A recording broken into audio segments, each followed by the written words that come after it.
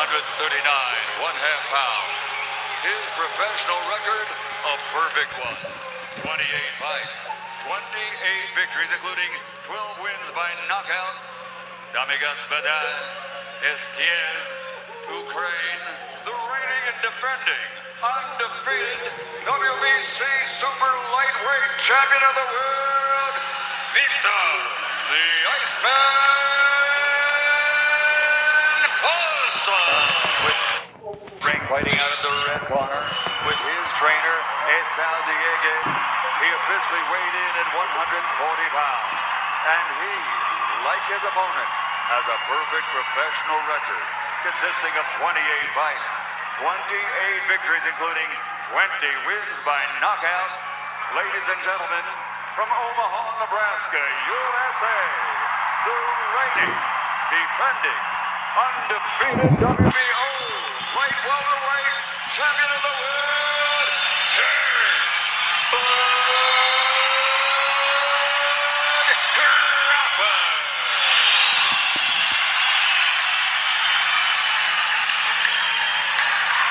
So the referee, Tony Weeks, a veteran of many, many world title fights. One of the best referees in the world, handling this one. Okay, right here is okay. Anything below that's low. Right here is okay. Anything below that's low. I want a good, clean fight. Obey my commands at all times. Above all, protect yourselves at all times. Let's go. They don't touch hands.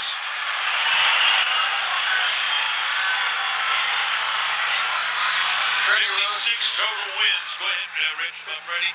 Yes, Freddie Roach has taught him one thing: how to break the will of his opponents, which he has done in the last two fights, and certainly most impressively against Lucas Matisse, whom he forced to quit. Can he do the same with someone as skilled as Bud Crawford? And again, Postol has the advantage of reach 3 inches, and Crawford's going to have to maneuver and deal with that. Crawford starts out as an orthodox fighter here right now. But even that, he's got his right shoulder forward a little bit, so you never know when he's going to switch. Their idea is to try to catch him in the switch.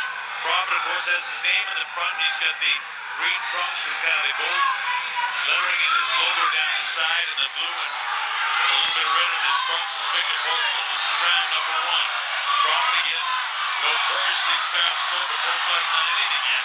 Nor has he been able to punch him with the jab. Well, Postol's going to have to be patient here and stick to his game plan, which right now, as you can see, he's pursuing Terence Crawford. He's going to have to use that jab a lot, and he'll have to go through some uncomfortable moments, certainly, because Crawford's not going to be easy to hit. And very slick with that jab. Sorry, Christina. Very slick with that jab. And Postol, he had that left hand up there, and then all of a sudden zoom right down to the body.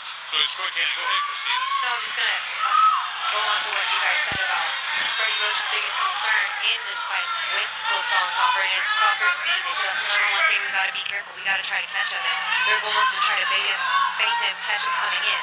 That's what Postol will be looking to do, looking to more counter.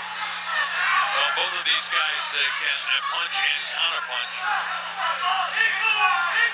The first time I ever did a Crawford broadcast, I didn't do those fights in Omaha, but when he won in Arlington, Texas, and he beat Thomas Talerno, we were sitting at the weight room that night watching. I just couldn't believe how brilliant he was, how skilled he was, the nuances of boxing that he was able to pull off, the things that a lot of people just don't notice, you know. He really was good at doing those things. I mean, really wise, veteran, old-timey stuff. Here he is switching to southpaw, and for the last about 30 seconds he's been southpaw. Now, he does technical things. He reminds me of a guy who you're, as a matter of fact, inducting in the Nevada Boxing Hall of Fame next week, Benito Lopez. A nice little wash in. By the time I'd start explaining what he was doing something else. That's how slick he was. His ability to make adjustments on the fly is something that sets him apart. It makes him special. Well, he gets stuck in that left uppercut there. Fighting from the southpaw stance right now. He's not an unorthodox, and he's been southpaw the rest of the way. With about 16 seconds going round 1. Crawford has landed more punches so far, although they've been few. Postol hasn't landed much at all except that little clinch there. Now he's tries to go to work, but nothing real effective. Well, at least land some body punches to start taking those legs away. And I think Crawford got a little bothered this week when everybody was only talking about Postol's jab. He even said, he was like, well, what about my jab? Nobody's talking about my jab.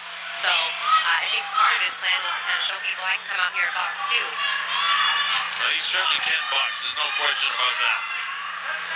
And so far, he's up by 2. But neither round has been really significant. But he's done just enough to win the round. I think Postol is doing a very poor job of cutting the ring on Crawford, who's been able to circle basically at will almost. But Rich, how do you cut it off with this kind of way he moves? Because you goes up to cut him off moving that way, he'll come back to his right. So, boy, your observation is right on the mark. Trying to execute is a different kettle of fish, huh? They may have to do something a little more unorthodox. Maybe grabbing Terence and throwing it into the corner. That's something that frustration might set in a little bit later. Right now, not a lot of punches being landed. Is Postol trying to get in position to throw a punch? Crawford loaded up that left hook as he was spinning it.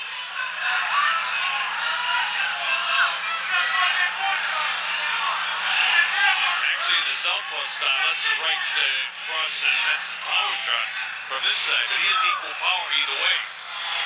Totally ambidextrous, but he stayed, except for the first minute of the first round, he did southpaw the rest of the way.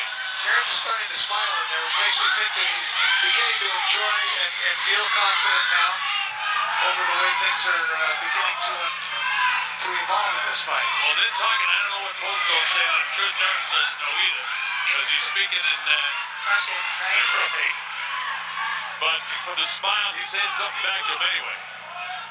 Crawford has got a real cocky look at his face, doesn't he? Well, it takes him a couple rounds usually, you know. And by the third, fourth, definitely by the fifth round, usually Walked into a right hand. Yeah, Postol's starting to get in punching range here. Landed more punches in this round than any other round. But Postol there through the left jab and then that right uppercut. Look at Postol's face. Look at, oh, I got you. looked like it was him that got by Crawford right there. So Crawford is fighting a very smart fight so far. Manos de Piedras. Roberto Duran, one of the greatest lightweight fighters of all time, went on and moved up. But as a lightweight, he might be the greatest lightweight that ever lived. He's number 1 on my list. He's definitely number 1 on my list. He has fun with him at the Hall of Fame ceremonies a couple of weeks ago, and he just enjoys himself. That's going to be scored as a knockdown because his knee touched. But Tony's right. If anything but the bottom of your soles of your feet touch the canvas, it's a knockdown. It's unfortunate because it's going to cost him a couple of points unless he can pull this round out and keep it to 1. Yeah, And Terence grabbing him up to, this could turn out to be a big round for Crawford. And he just barely his knee touched.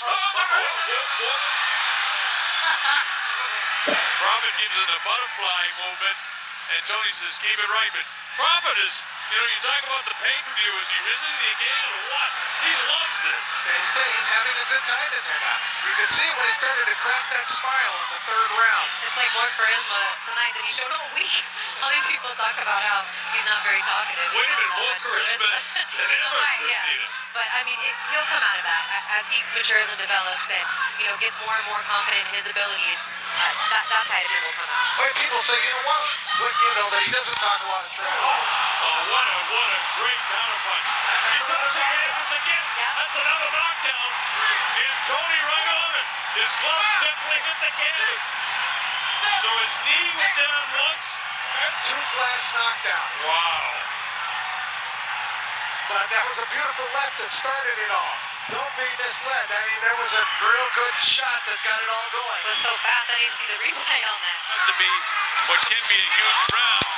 Postol caught him with the right hand, and Crawford's back with 2 of his own right hands. Crawford pulls him in by the head and blasts him with the left hand, trying to get his hands free. Postol to the top of the head, he just cuffed him with it. Knee barely touches, but there was So are you really, you know? He caught his toe on the canvas is what happened. Now the second knockdown, there was a real punch That was a here. counter. See that left? See that left? Now that gets him going. He goes across, just the bare touch of a glove. The first knockdown was just a little cuffing shot, but the second one, that's a real, there's going to be a real punch. You saw it. That left hand. Gloves go to the ground. Second knock. Now, I think that Tony Weeks made the right call on each. That each one was definitely a knockdown. If I was scoring personally, I would not score that a 10-7 round. I would score it 10-8. And so that's good because I would score 10-7, and I expect that's what some of the judges will do, Rich. So that's why we get three people calling this fight. And we don't disagree with much, but I see your point too because they weren't big knockdowns. But according to the rule, Tony Weeks right on top of it because there's a lot of referees that would realize that as quick as he did and wouldn't have counted. Well, Maybe Terence, for either one. And Terence tried to help him out in the first one. He pulled it like his hand went down. Don't miss that. So Crawford, with all that said and done, if it's a 10-7 round, it's a 50-43 on my score sheet with 5 in the books. This is round 6. Hard shot by Postol, one of his better punches of the fight, but gobbled right up by Terence.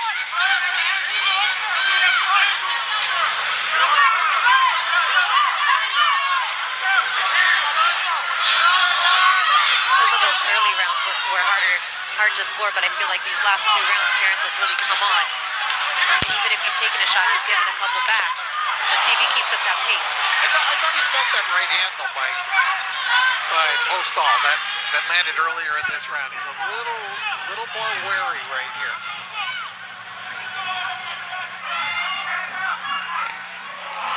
Simple but there, pull that left shoulder back and cracked him with the right hand. Those are the slick things he does. That is Yep. And then as he gets to the inside, he pulls him right into him so Postol can't retaliate. I mean, this is really ring generalship by Crawford. And the way he'll throw up the left hand and then he'll skip to one side and quickly around the other way. These are the slight little things that Rich was talking about. And Postol's inability to land the jab with any real effectiveness is the difference in this fight. Postol is frustrated. This Rich. Boom. That's just great work. I mean, what can you say? That's just brilliant fighting. Oh. He was leaning back, and then Postol lures Postol into leaning forward. Oh! You clipped again. It was almost one of those smash knockdowns. His glove barely stayed off the canvas. You better start before the bell rings if you fight Terence Crawford. And on top of that, not only can he not land the jab, Crawford has him totally frustrated.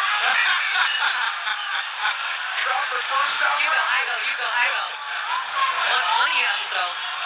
But that's very frustrating for the guy that's already had a couple of knockdowns scored that he probably doesn't believe either one of them could have scored against him.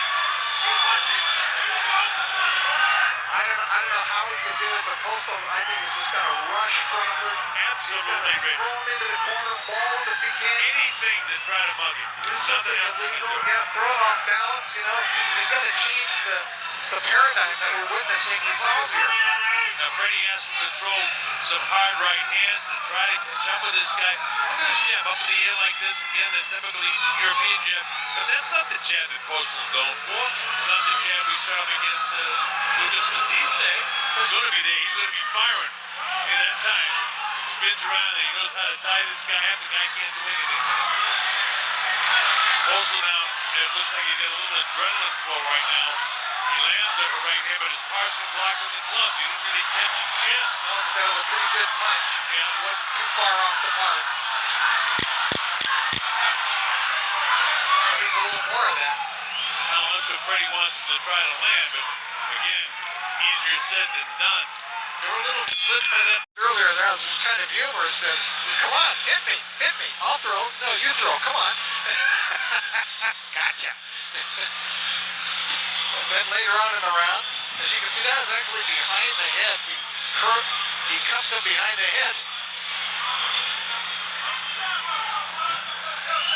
I'm going to give him that third round for the benefit of international relations. But you wouldn't be wrong, and I wouldn't disagree with it.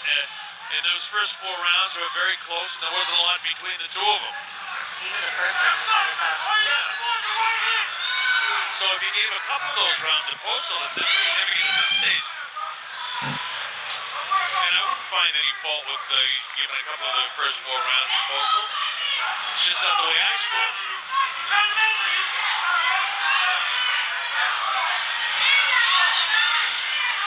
You take a look at him, he's dominating the fight, but you can see he has a healthy respect still for Postol. Well, this guy's a very, very good fighter that he's in there with. Just everything has gone Crawford's way in this fight. Some by design and a couple of, strange sort of knockdowns. Breaking down Crawford round after round and taking his will, but if that was the game plan, it's not going that way. Not at all. There's been not. He gave him a couple of the first 4 rounds. Crawford has definitely done everything from 6, 7, 8, 9. Plus, he won the 5th round by at least 2 points, so this isn't a close fight. But that doesn't mean Postol can't catch him. It's not likely right now, the way Crawford is.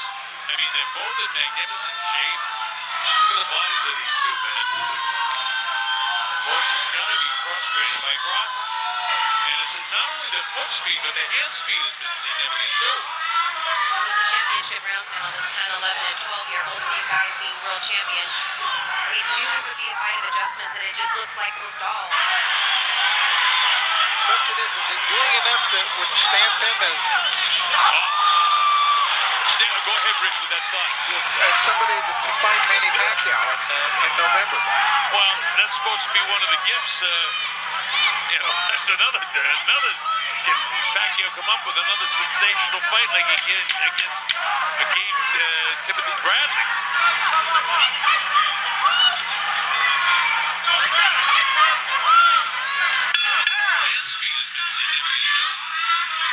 Championship rounds now, this 10, 11, and 12 year old, these guys being world champions.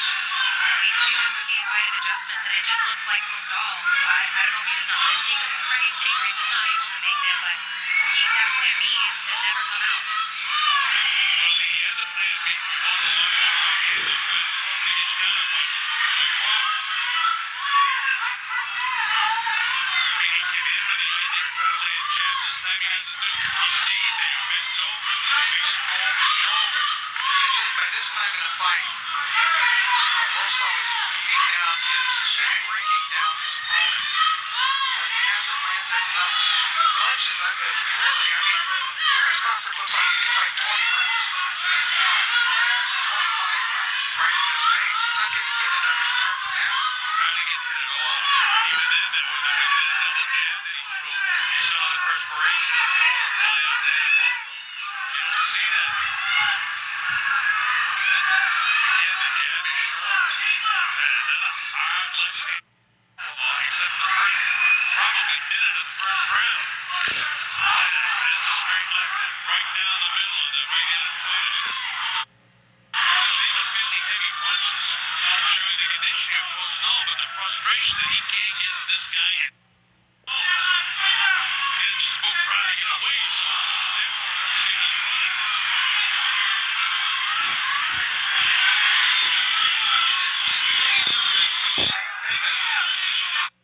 That's supposed to be one of the gifts. That's another. Pacquiao come up with another sensational fight like he did against Timothy Bradley.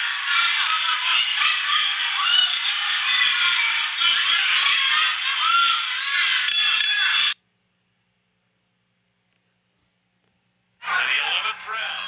It's been all Crawford in my sport, Gene.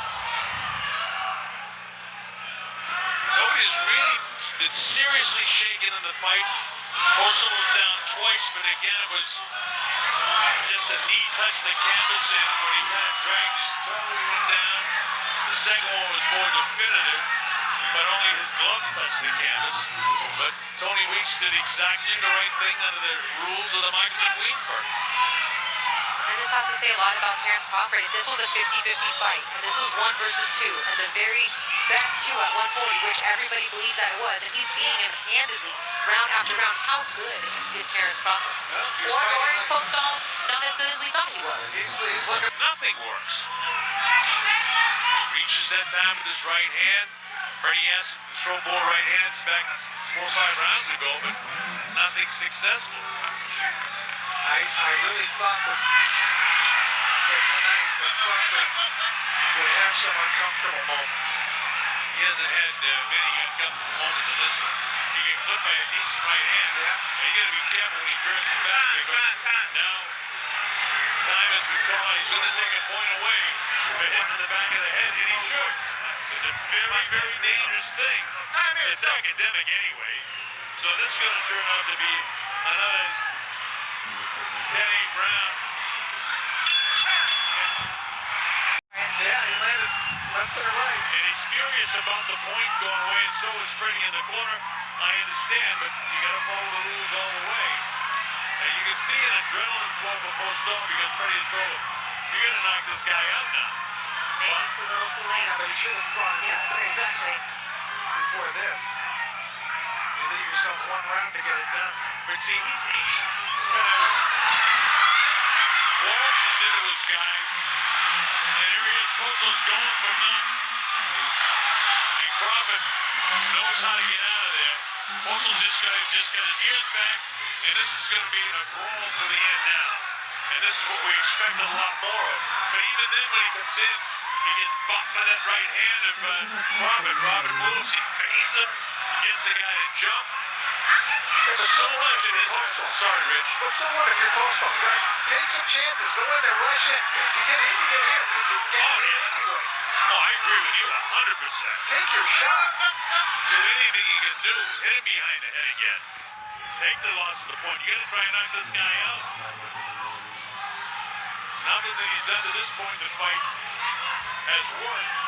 And the only thing that can work is a knockout. We've had strange knockouts in our final round. Remember Michael Moore winning every second of his fight against George Foreman? And then Chavez Jr. almost pulled it off against Sergio Martinez when he lost every round practically. And Chavez Sr., he had a very controversial win. But Richard Steele stopped the fight alone to this day. You see Melvin Taylor. He was right. Postol was into this thing. Cut Crawford with a good right hand. But he's backing off. There's only about a minute to go in this fight. Now Crawford said, "Come on, I'll fight you." So far. Crawford doesn't have to do this. Oh, he hit right in the bottom with a hard shot on the inside with that right hand. And Crawford wants to make a point right now. This is the type of fight we thought we'd see all along. Crawford saying, "No, you can't do anything with me." Sticks the tongue out. How frustrated is Postol? A good fighter. And Crawford has just made him look almost hapless tonight. Well, some people won't like that very much, what he's doing. That's all right. He's won almost every round of this fight, and rightfully so. Took away everything that Postol still had going for him.